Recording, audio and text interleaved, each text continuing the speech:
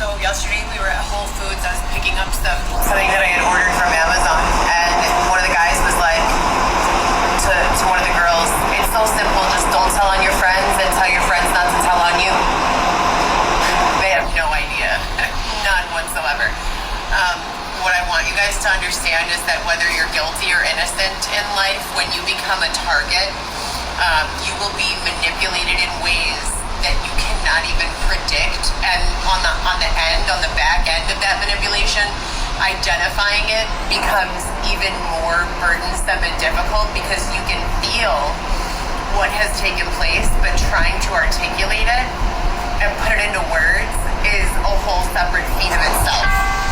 You will anticipate need to articulate what is happening, but to try to do so, even at the time, is nearly impossible. Now here's a perfect example. So some of the girls that used to date someone that I was with for 5 years, they had really tremendous drug addiction problems, real bad. And I was always in the gym. That was my jam. My addiction was to fitness and lifting weights. Every time I was sad, I would lift weights. Every time I was happy, I would lift weights. That was what I did. I didn't really use drugs at all. So these people are in an effort to get me to feel and alter my perception.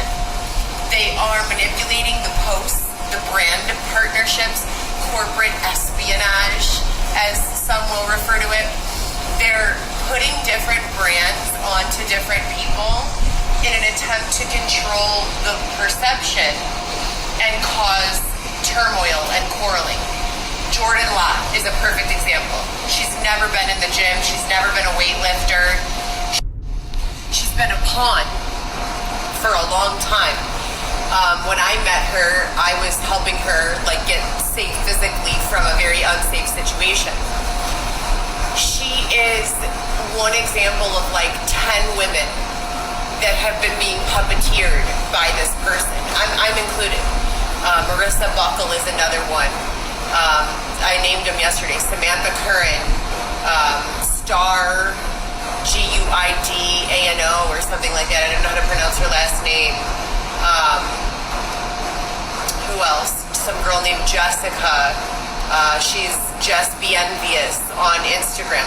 It's all the same story with all these girls. The same victimization, the same patterns. It's just one by one by one. And then what they do is they put all the girls against the guy, and then they start separating and dividing and conquering girls against girls. Like he did something better for one than he did the other.